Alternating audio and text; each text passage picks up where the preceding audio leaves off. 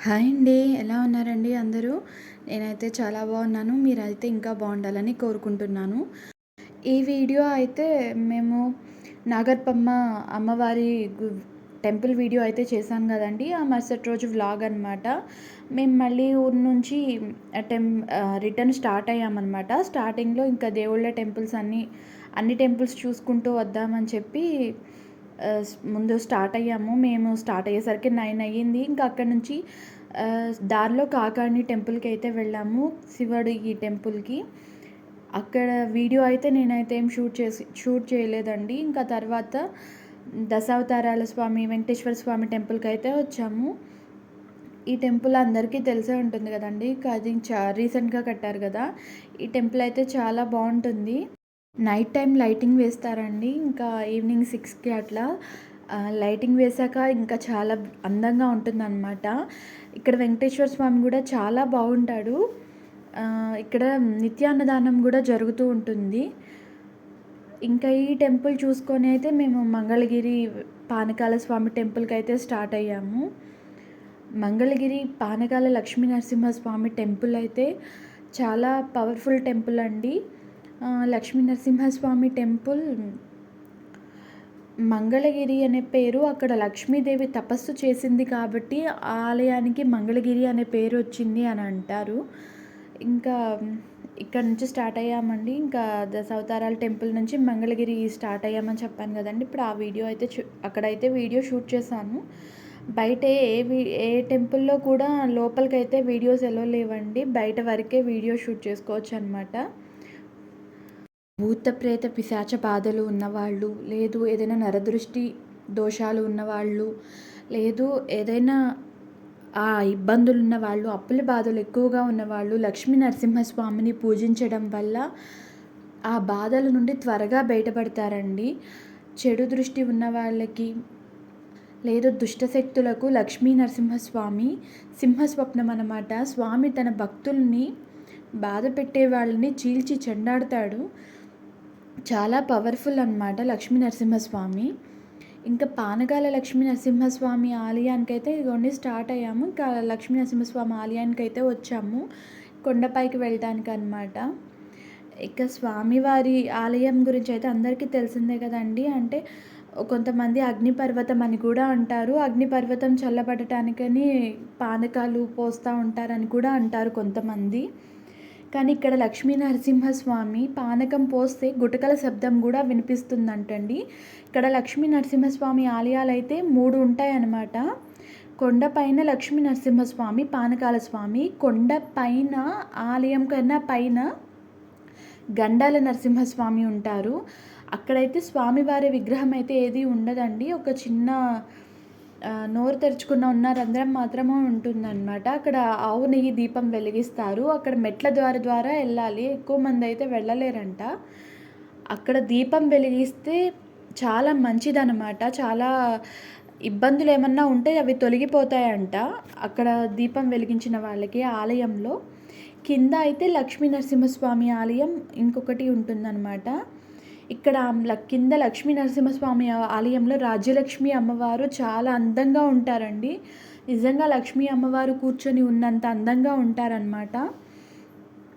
ఇంకా ఈ ఆలయం విశిష్టతకు వస్తే ఇక్కడ లక్ష్మీదేవి తపస్సు చేసింది కాబట్టి ఇక్కడ మంగళగిరి అనే పేరు వచ్చిందని కూడా అంటారు. ఇక్కడ ఆలయంలో పాల వృక్షం అని కూడా ఉంటుందండి. సంతానం లేని వాళ్ళు ఆ వృక్షానికి పూజలు చేస్తే ఆ వృక్షానికి దారం కట్టి పూజలు చేస్తే సంతానం లేని వాళ్ళకి ఖచ్చితంగా పిల్లలైతే కలుగుతారంట. ఇది చాలా మందికి జరిగిందని అంటారు. రాజగోపురం దక్షిణ భారతదేశంలోనే చాలా ఎత్తైన రాజగోపురం అన్నమాట కింద ఉన్నది. ఈ లక్ష్మీ నరసింహస్వామి ఆలయాన్ని అయితే విజయనగర మహారాజులు పోషించారు అని అంటారు. శ్రీకృష్ణదేవరాయలు కూడా ఈ ఆలయాన్ని చాలాసార్లు దర్శించాడు అనమాట. ఈ ఆలయం అయితే స్వామివారికి చాలా శక్తివంతమైనదండి. ఇక్కడ మెట్ల మార్గాన్ని అయితే చిన్నప్రగడ బలరామదాసుల వారు అనే వ్యక్తి నిర్మించారంటండి.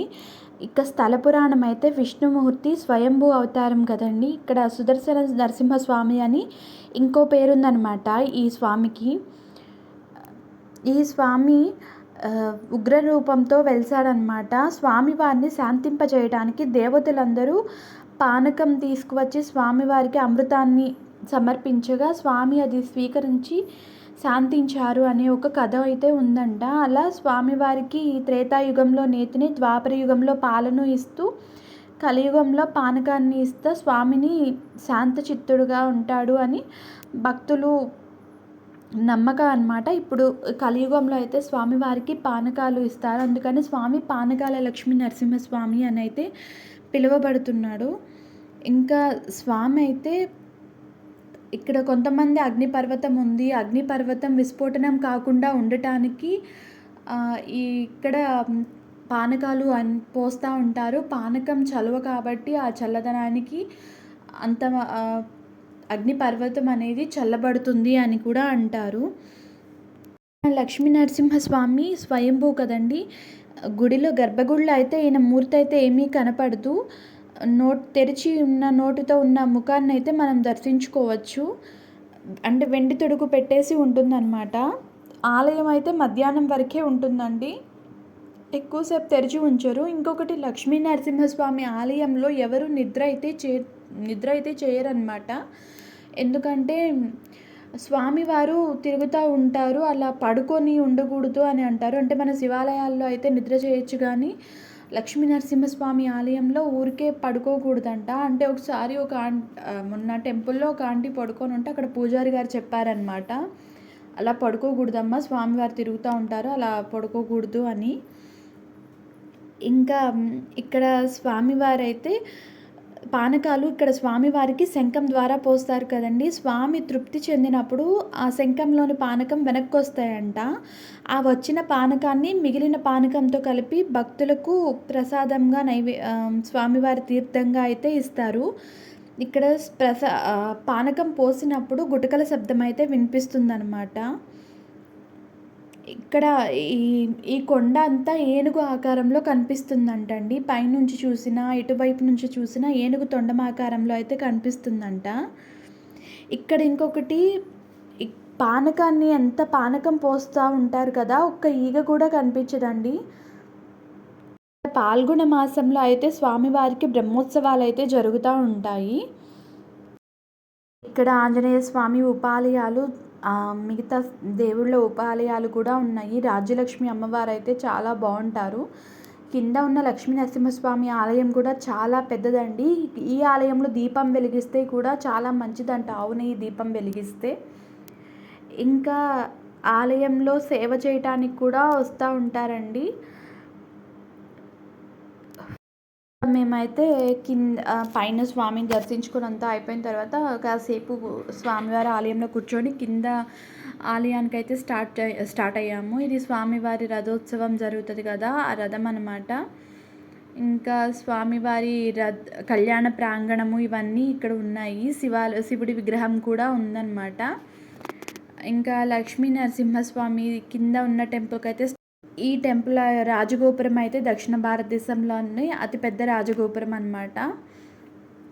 చాలా ఎత్తుగా ఉంటుంది. ఈ 11 అంతస్తుల రాజగోపురాన్ని వాసిరెడ్డి వెంకటాద్రి నాయుడు అనే జమీందారి నిర్మించాడనమాట. ఆయన నరసింహస్వామి భక్తుడంట. ఇక్కడ మంగళగిరిలో ఉన్న క్షీరవృక్షం అయితే చాలా మహిమాన్వితమైనదన్నమాట. ఈ వృక్షాన్ని పూజించిన సంతానం లేని వారికైతే సంతానం ఖచ్చితంగా కలుగుతుంది. ఈ వృక్షానికైతే ఒక కథ చెప్పారండి. సంతానం లేని ససింబడి అనే రాజు నారదుడు చెప్పడంతో రాజ్యాన్ని వీడి సంతానం కోసం తీర్థయాత్రలకైతే వెళ్ళిపోతాడనమాట. తన భార్యకి కోపం వచ్చి నారదుడిని మంగళగిరిలో కొండపైన క్షీరవృక్షంగా మారి సంతానం లేని వారికైతే సంతానాన్ని అనుగ్రహించమని, వారి పాపాలు తొలగించాలని శాపం ఇచ్చింది. ఆ శాపాన్ని నారదుడు వరంగా భావించి అక్కడ ఒక వృక్షంగా మారి నిలబడి ఉన్నాడనమాట. నేటికి ఈ వృక్షం భక్తులచే పూజలు అందుకుంటూ కోరిన వరాలను అందిస్తుందండి. ఈ చెట్టు అయితే చాలా పవర్ఫుల్ అన్నమాట. చాలామందికి ఇక్కడ పిల్లలు లేని వాళ్ళకి పిల్లలు అయితే కలిగారు. ఇంకా కిందున్న ఆలయానికి అయితే వచ్చేసామన్నమాట. ఇది రాజలక్ష్మి అమ్మవారి ఆలయం. ఇక్కడ అమ్మవారి చాలా అందంగా ఉంటది. లక్ష్మీ అమ్మ కూర్చొని ఉన్నట్టు ఉంటుంది. అంటే చూడని వాళ్ళకైతే చెప్తున్నానండి. చాలా బావుంటారు. మళ్ళీ మళ్ళీ చెప్తున్నాను. ఆలయం అయితే చాలా బాగుంటది కింద. ఈ ఆలయం ఇదేనండి. ఇప్పుడు ఇది పాల వృక్షం అనమాట. ఈ వృక్షం పిల్లలు లేని వాళ్ళు ఈ చెట్టుకైతే పూజ చేసి పిల్లల కోసం వేడుకుంటారు. కోరిన కోరికలు కూడా తీరుతాయని భక్తుల ప్రగాఢ విశ్వాసం. ఇక్కడ గరుత్మంతుడి బొమ్మ కూడా విగ్రహం కూడా ఉంటుంది. ఈ ఆలయం అయితే చాలా విశాలంగా ఉంటుంది. ఇక్కడ ఆలయంలో నిత్య అన్నదానం కూడా జరుగుతూ ఉంటుందండి. ఇంకా మేమైతే ఆలయం చూస్తూ ఉండి ఇంకా చుట్టూ చూసి ఆలయం అంతా చూసి ఇంకా ప్రసాదాలు తీసుకొని వచ్చి కూర్చున్నామన్నమాట. ఇంకా మేమైతే వీడియో అయితే తీస్తూ ఉన్నాను.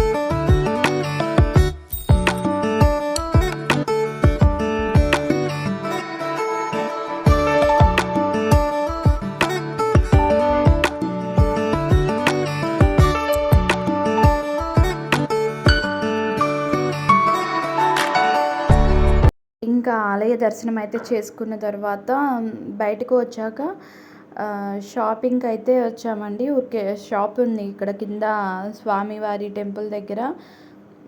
ఆ షాప్స్ అయితే చూస్తూ వచ్చాము. అంటే ఏమీ షాపింగ్ అయితే చేయలేదు. జస్ట్ అసలు అలా చూసామన్నమాట. బొమ్మలు, హ్యాండ్ బ్యాగ్స్ అన్నీ ఉన్నాయి. కొంచెం కాస్ట్ అయితే ఎక్కువే చెప్తారండి. తిరుపతిలోనే కొంచెం తక్కువ అనిపిస్తాయి. అన్నీ ఉన్నాయండి ఇంకా ఇక్కడ స్వామివారి ఆలయం అంతా చూసి ప్రసాదాలన్నీ తీసుకొని ఇంకా బయలుదేరిన తర్వాత విజయవాడ అమ్మవారి దర్శనానికి అయితే స్టార్ట్ అయ్యామన్నమాట. ఆ అమ్మవారి దర్శనానికి స్టార్ట్ అయ్యేసరికి ఇంకా మధ్యాహ్నం అయిపోయిందనమాట. మధ్యాహ్నం దాటిన తర్వాత ఇంకా అమ్మవారి దర్శనానికి అయితే బయలుదేరాము. అప్పుడు ఇంకా అమ్మవారి ఆలయం అయితే కడుగుతూ ఉన్నారు, విజయవాడ అమ్మవారి ఆలయం. కానీ దర్శనం అయితే చాలా బాగా జరిగిందండి. దుర్గా అమ్మవారిది చాలా త్వరగా అయిందనమాట దర్శనం. ఎక్కువ మంది లేరు. 100 రూపీస్ దర్శనం తీసుకొని టోకెన్ తీసుకొని వెళ్ళాము. కానీ చాలా అంటే చాలా ప్రశాంతంగా అయింది. కొంచెం ఎక్కువసేపు అయితే చూడనిచ్చారు ఆలయంలో. ఎప్పుడు అమ్మవారి దర్శనం అంత బాగా అయితే అవ్వలేదన్నమాట. చాలా త్వరగా అయిపోయింది దర్శనం. ఇంకా అంటే లోపలికైతే ఫోన్ అలో చేయలేదు. బయటే ఫోన్ తీసేసుకున్నారు కదా, బయట వరకే షూట్ చేసామన్నమాట. కొండ, నది అంతా చాలా బాగుంది. ఇది వేరే రూట్ అనమాట. ఇప్పుడు ఈ రూట్లో అయితే రాలేదు, ఇంకో రూట్లో వచ్చేవాళ్ళం.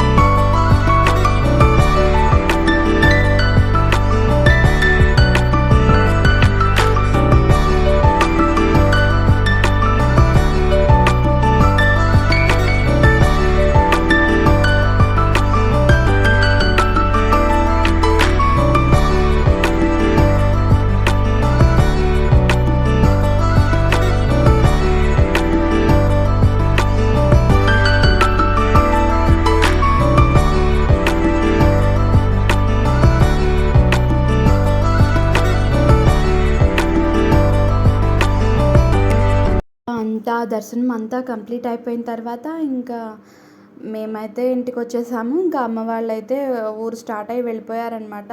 వాళ్ళు స్టార్ట్ అయ్యేసరికిని 5 అలా అయిపోయిందనమాట. ఇంకా అంతా కింద చిన్న షాపింగ్ అవి చేసుకొని బయలుదేరారు వాళ్ళు. ఈరోజు వీడియో అయితే ఇంతేనండి. మీకు ఈ వీడియో నచ్చితే లైక్ చేయండి, షేర్ చేయండి, కమెంట్ చేయండి, సబ్స్క్రైబ్ చేయండి. Thank you.